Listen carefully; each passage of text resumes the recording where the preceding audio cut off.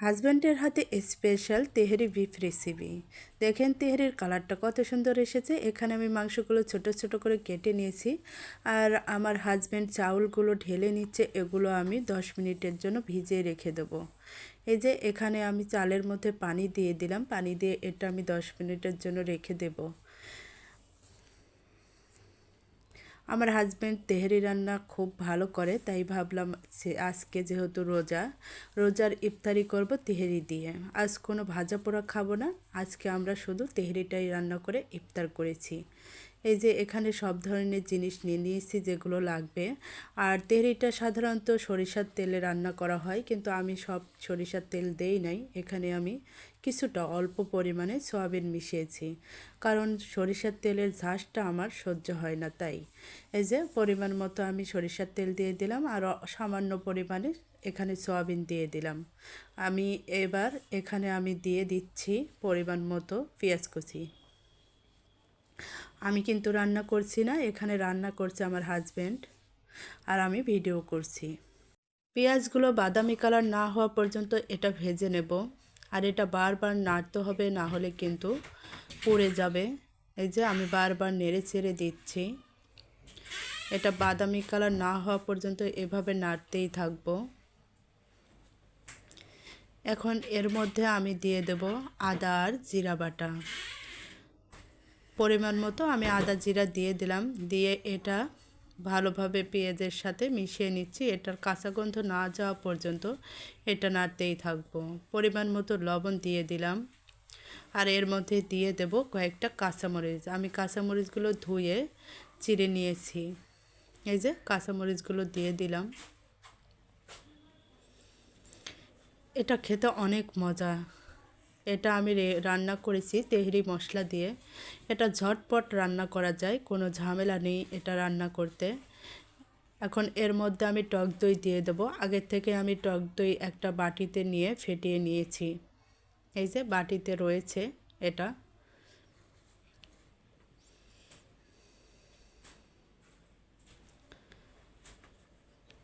এখন আমি টক দইটা দিয়ে দিলাম, দিয়ে আমি ভালোভাবে নেড়ে চেড়ে দিচ্ছি।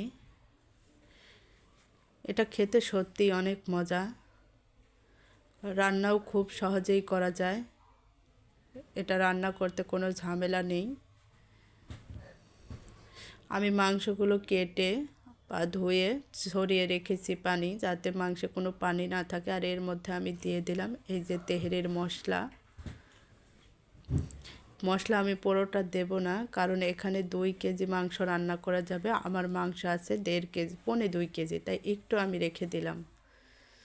এই যে এখন আমি মশলা দিয়ে তেহেরির মশলাটা দিয়ে ভালোভাবে আমি নেড়ে ছেড়ে দিচ্ছি, যাতে এগুলোর কাঁচা গন্ধটা না থাকে।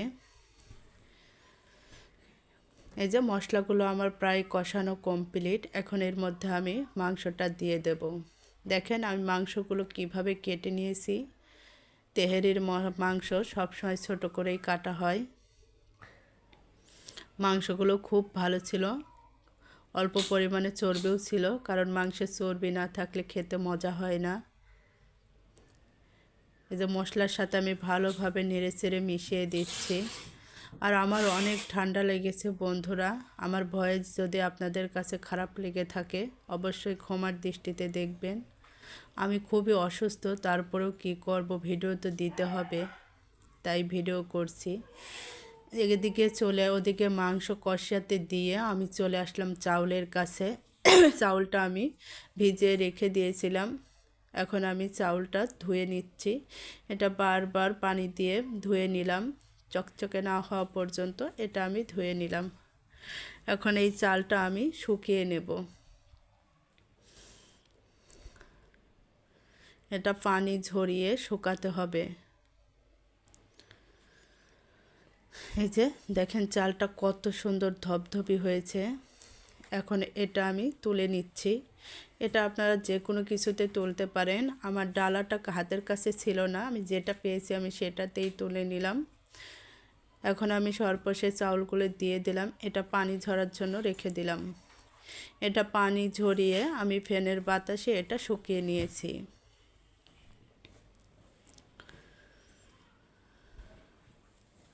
এই যে বন্ধুরা দেখুন, চালটা আমি এভাবে কিছুক্ষণের জন্য রেখে দিলাম।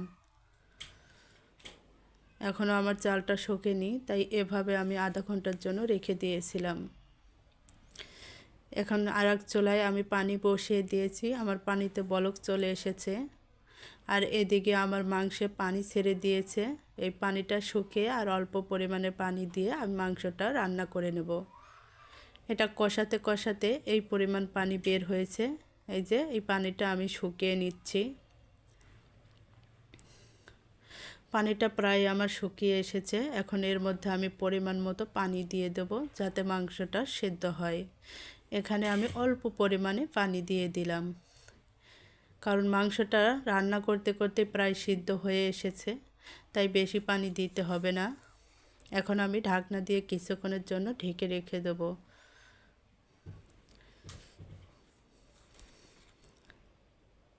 এই যে বন্ধুরা, আমি অফ ক্যামেরায় কিন্তু ঢাকনা দিয়ে ঢেকে রেখে দিয়েছিলাম। আমি ঢাকনা তুলে তুলে বারবার নেড়ে ছেড়ে দিলাম, আবারও আমি ঢাকনা দিয়ে ঢেকে দিলাম। ঢাকনা তুলে নেড়ে ছেড়ে দিয়েছি। এই যে আমার রান্নাটা কমপ্লিট হয়ে গেছে বন্ধুরা। মাংসের কালারটা দেখেন কত সুন্দর এসেছে। এখন আমি আলাদা পাত্রে আমি এই মাংসটা সেকে তুলে নেব। এই মশলাটা তুলব না, শুধু মাংসটা সেকে তুলে নেব। আর যে মশলাটা থাকবে সেই মশলায় আমি চাউলটা ভেজে নেব। এই যে আমি মাংসটা তুলে নিচ্ছি। এভাবে রান্না করলে তেহেরি রান্না যে এত মজা হয় বন্ধুরা, আপনারা না খেলে বুঝতে পারবেন না। অবশ্যই আমার রেসিপিটা যদি ভালো লেগে থাকে একবার এভাবে রান্না করে খেয়ে দেখবেন, এটা খেতে অনেক মজা হয়। আমার মাংসটা তোলা কমপ্লিট। এখন এর মধ্যে আমি চাউলগুলো দিয়ে দিচ্ছি। চাউলগুলো দিয়ে আমি ভালোভাবে নেড়ে ছেড়ে দেবো। যেহেতু পাতিলে এটা লেগে যাবে, তাই আমি আস্তে করে চুলা দিয়ে দিলাম। এখন আমি বারবার নেড়ে ছেড়ে দিচ্ছি, কিন্তু কিছুতেই নাড়তে পারছি না, নিচে লেগে যাচ্ছে, খুব কষ্ট হচ্ছে। তারপরেও এটা আমি নেড়ে ছেড়ে দিচ্ছি। এটা নেড়ে ছেড়ে আমি পরিমাণ মতো জল দিয়ে দেবো। 1 কেজি চালে 2 লিটার পানি দিতে হয়, এটা সবাই জানেন। এই যে বন্ধুরা দেখেন, পাতিলের নিচে লেগে গেছে, কিছু করার নেই, এভাবে তাও নেড়ে চেড়ে দিচ্ছি, কারণ চালটা না ভাজলে এটা ঝরঝরে হবে না। এই যে আমার চালটা ভাজা কমপ্লিট। এখন এর মধ্যে আমি পরিমাণ মতো জল দিয়ে দিলাম। জলটা দিয়ে আমি 1 কাপ জল দিয়ে নেড়ে ছেড়ে দিলাম। পরে আমি আবারও আরেক কাপ জল দিয়ে দিলাম। এই জলেই আমার রান্নাটা হয়ে যাবে। যাই হোক বন্ধুরা, এ পর্যন্ত যারা আমার ভিডিওটি দেখেছেন সবার কাছে আমার একটাই অনুরোধ, একটা লাইক দিয়ে যাবেন। আর যারা আমার পরিচিত বন্ধুরা তারা সবাই ভিডিওটিতে একটা করে কমেন্ট রেখে যাবেন। আর দেখেন বন্ধুরা, আমি কিন্তু এখানে গরুর দুধ দিয়েছি। অবশ্যই আপনারা গরুর দুধটা দিবেন, তাহলে স্বাদটা বেশি ভালো হয়। এখানে আমি গরুর দুধও দিয়ে দেব। পরিমাণ মতো আমি লবণও দিয়ে দিলাম। লবণ আগেই দেওয়া ছিল, তাই আমি পরিমাণ মতো অল্প লবণ দিলাম। আমি তো রোজা, দেখতেও পারছি না যে কেমন লবণ হয়েছে, আন্দাজ মতো দিলাম। আর এখানে দিয়ে দিলাম স্বাদের জন্য সামান্য পরিমাণ চিনি, অল্প। এই যে আমার রান্নায় প্রায় বলক চলে এসেছে। আর এখানে আমি গরুর দুধ নিয়েছি, দুধটা অল্প পরিমাণে হয়ে গেছে। এখানে আমি এই তেহেরির মশলার যে পানিটা, এটাই আমি তুলে নিচ্ছি। আর এটা দিয়েই আমি দুধটা ভালো করে ফেটিয়ে নেব, নিয়ে এর মধ্যে আমি দিয়ে দেব। আর দিয়ে দিলাম এখানে কয়েকটা কাঁচামরিচ। আমি কাঁচামরিচগুলো চিড়ে রেখেছিলাম, এগুলো দিয়ে দিলাম। আমি আগেও দিয়েছি মাংসে কাঁচামরিচ, এখানে আমি পোলাওর মধ্যে আবারও দিয়ে দিলাম। আর দিয়ে দিলাম এখানে গরুর দুধ। গরুর দুধটা দিলে টেস্টটা বেশি আসে। সবাই এই তেহরিটা রান্না করলে অবশ্যই লিকুইড দুধও দিবেন, গরুর দুধও দিবেন, তাহলে দেখবেন খেতে বেশি মজা হবে। এই যে আমার রান্নায় বলক চলে এসেছে। এখন আমি ঢাকনা দিয়ে ঢেকে দিলাম। ঢাকনাটা তুলে দেখছি আমার রান্নাটা প্রায় হয়ে গেছে। এই যে বন্ধুরা দেখেন, ধোয়াতে কিছু দেখাই যাচ্ছে না। এখন আমি নেড়ে চেড়ে দিচ্ছি। পানিটা প্রায় শুকিয়ে এসেছে, আর একটু পানি আমি শুকাতে দিলাম। এর মধ্যে আমি পরিমাণ মতো ঘি দিয়ে দেব। ঘি দিলে স্বাদটাই অন্যরকম হয়। অবশ্যই ঘিটা দিবেন, ঘিটা কেউ স্কিপ করবেন না, কারণ অন্য কিছু না দিলেও ঘিটা অবশ্যই পোলাও বিরিয়ানিতে তেহরিতে দিতে হয়। এই যে আমি পরিমাণ মতো ঘি দিয়ে দিলাম। ঘিটা আমার ফ্রিজে ছিল, তাই জমে আছে। আমি চামচ দিয়ে কেটে তুলে দিয়ে আমি তেহেরির সাথে মিশিয়ে দিলাম। ভালোভাবে নেড়েচেড়ে মিশিয়ে দিলাম। এখন এর মধ্যে আমি মাংসগুলো দিয়ে দিচ্ছি। এই যে তেহেরির ওপর আমি মাংসগুলো দিয়ে দিলাম। দেখেন বন্ধুরা, কালারটা কি সুন্দর এসেছে, দেখেই আমার খেতে ইচ্ছে করছে। এখন আমি নাকুর দিয়ে এটা ভালোভাবে মিশিয়ে দিচ্ছি।